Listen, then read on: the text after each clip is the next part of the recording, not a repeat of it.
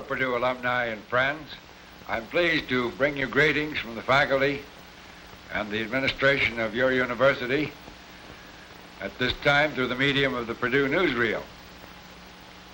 The academic year 61-62 has a special significance for Purdue University. It was just 100 years ago that Congress passed and Abraham Lincoln signed the famous Morrill Act, which some have called the greatest educational act ever passed by any parliament of man.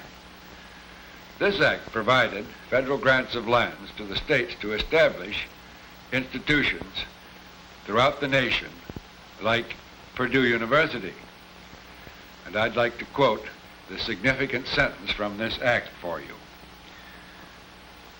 The grants were made to the endowment, support, and maintenance of at least one college where the leading object shall be, without excluding other scientific and classical studies and including military tactics, to teach such branches of learning as are related to agriculture and the mechanics arts, in such manner as the legislatures of the states may respectively prescribe, in order to promote the liberal and practical education of the industrial classes in the several pursuits and professions in life, end quote.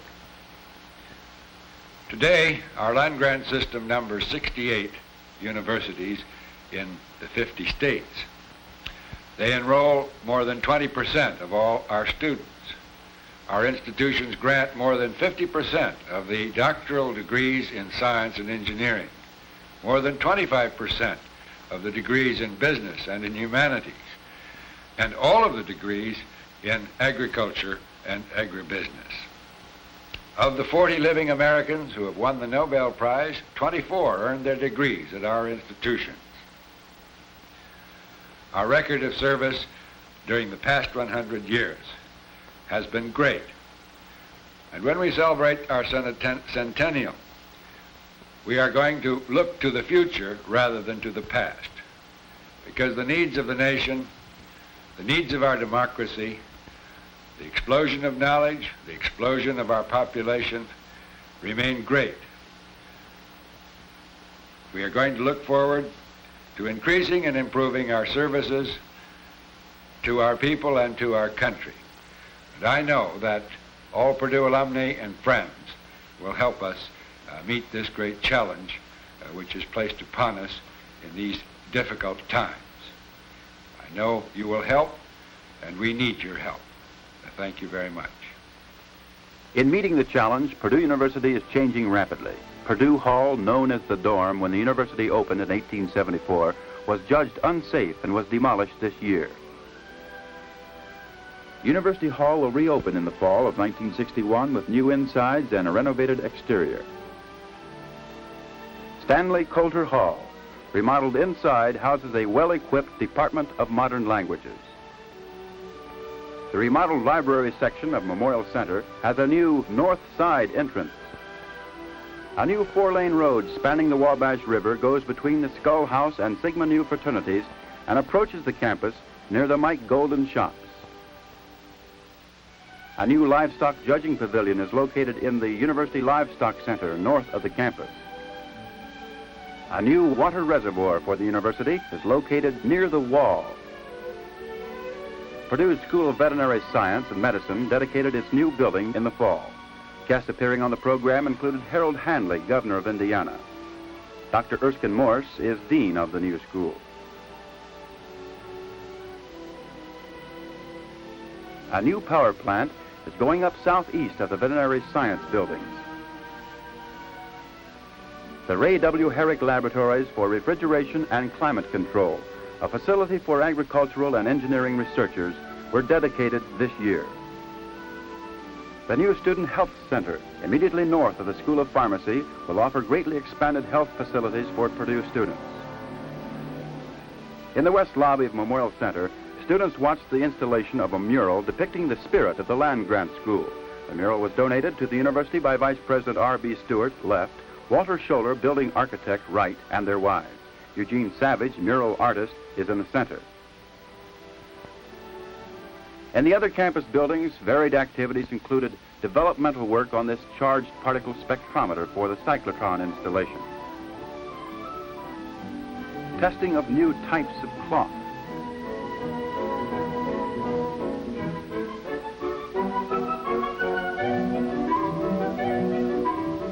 Modifications in the synchrotron for the installation of a new Van de Graaff injection apparatus.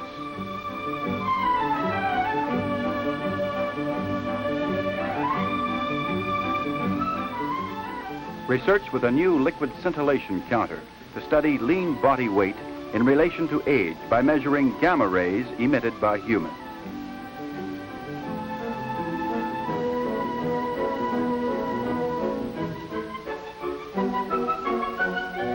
Work with a newly installed transistorized UNIVAC computer. And demonstration of new techniques in language teaching. You could visit the campus day after day and still not see all the activities, such as the Canine Capers, a competition of housing unit dogs. Among the winners, homeliest, Frosty of Alpha Sigma Phi, dumbest, Molly of Theta Chi, and most talented, Coco of Chi Omega. Proceeds were for charity. The Purdue, Minnesota game. Allen completed a 12-yard pass to N. Forrest Farmer. Tom Yakubowski ran 3 yards for Purdue's first touchdown. Allen's kick was good, which led to the final score, Minnesota 14, Purdue 23. Minnesota, the eventual national champions, suffered their only loss to Purdue, and Coach Mollenkopf got a hero's ride from the stadium. In 1914, the newsreel of the day, Bill Lumen at the piano, and the scene, downtown Lafayette.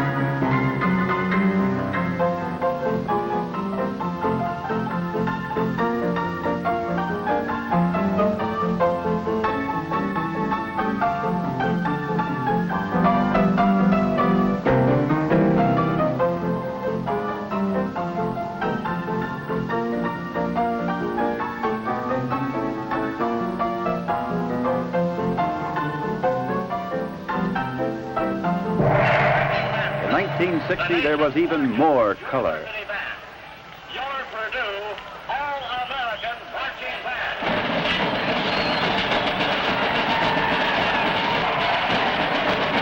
The car section of their brigade show is their signature.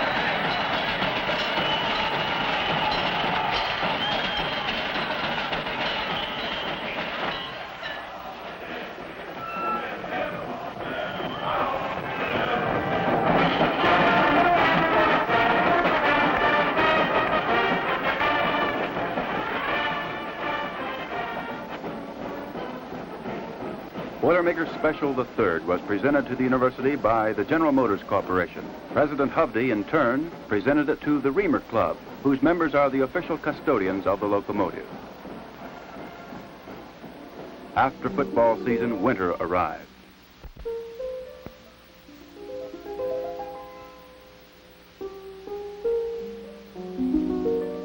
In December, the new Life Science Building was named in honor of the Eli Lilly family.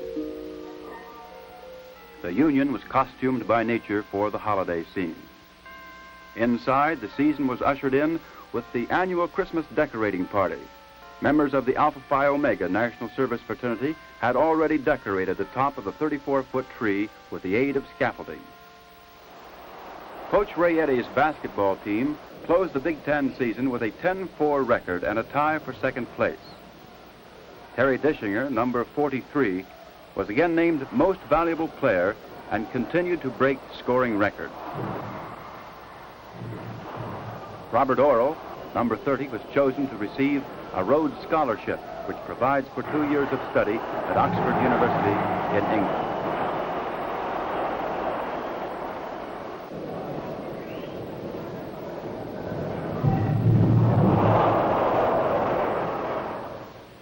The Alumni Scholarship Foundation Class Agents Dinner was held during Gala Week.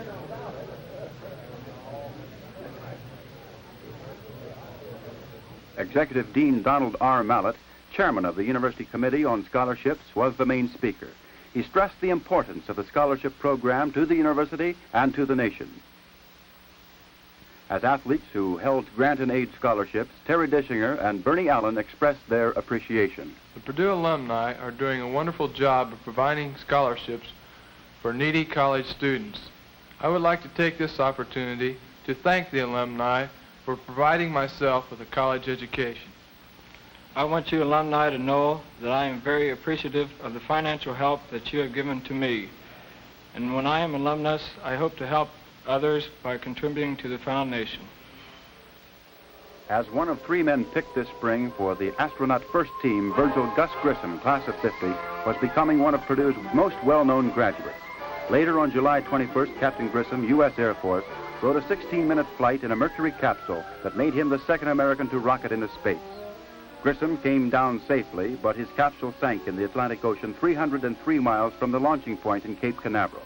These films of Grissom in training were by the National Aeronautics and Space Administration Project Mercury.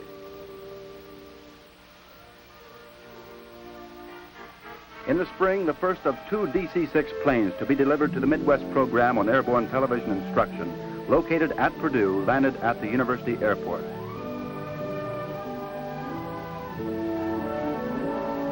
Educational programs will be telecast from the plane to classrooms in 6 states with a potential audience of 6 million pupils. Dr. John Ivey Jr., president of IMPATI, greeted Jerome Goldman, class of 48, pilot of the plane. The IMPATI staff inspected the new equipment, including the retracted television antenna underneath the plane. Earlier in the year, President Hovde had welcomed 16 TV teachers carefully selected from across the nation. They were at Purdue to start the preparation of the first airborne lessons. Other preparations included a new 5,400-foot runway at the Purdue airport so the large planes could take off and land, and a new hangar to house the 2 planes.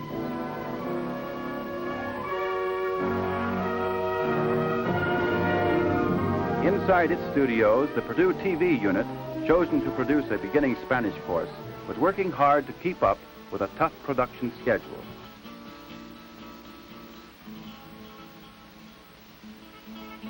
Benito Loeras was the instructor for the series produced at Purdue. Like all programs produced for IMPATI, the lesson was recorded on videotape.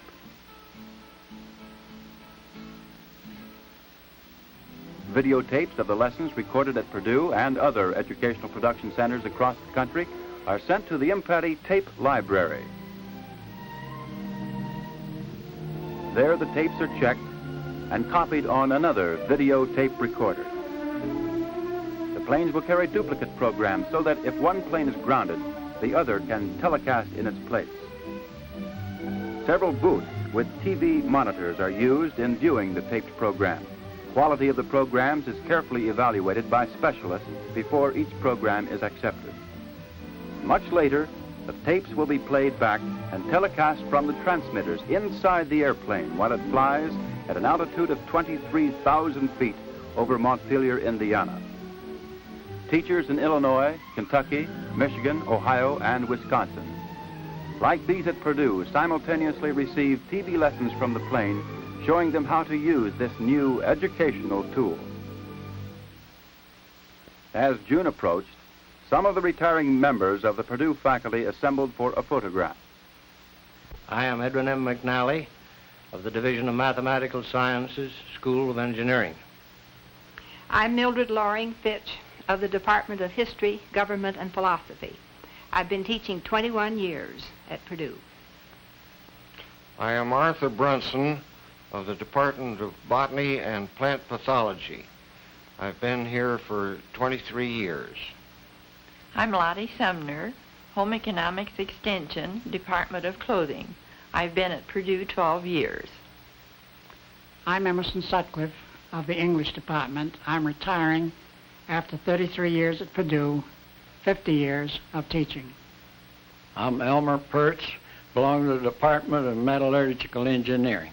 I've been teaching for 48 years at Purdue. R.B. Stewart, Vice President and Treasurer of Purdue University, will move into new areas of administrative responsibility at the end of this year. Some people retire from a job, but I'm choosing before retirement to retire to a different phase of work with the university. Relieving myself from the responsibilities of university operation, I will continue my work with the related foundations, such as the Purdue Research Foundation and the Ross Aid Foundation, to secure the extra facilities and the pluses we need to really build a truly great university. We're planning a university of 25,000 students on the Purdue campus at Lafayette and 5,000 to 10,000 additional students in off-campus centers.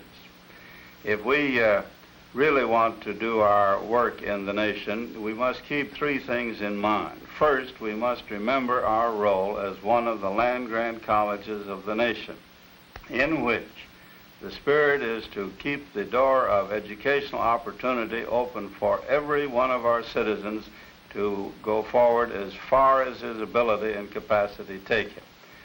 Secondly, we should enhance the work in agricultural extension service and home demonstration work by moving into the underprivileged areas of our cities, where home demonstration work and the making of a home become more critical in the life of the nation each year. And finally, we must improve our graduate study so that we can take our real place among the company of great scholarly centers in the educational system of America. Only if we fulfill these three missions, the land-grant college mission, the American home tradition, and the future graduate program of the nation, can we be true to the trust which the people of the state have placed in old Purdue. At the Gala Week concert, the university choir, directed by Albert P. Stewart, presented "Give Me Your Tired, Your Poor."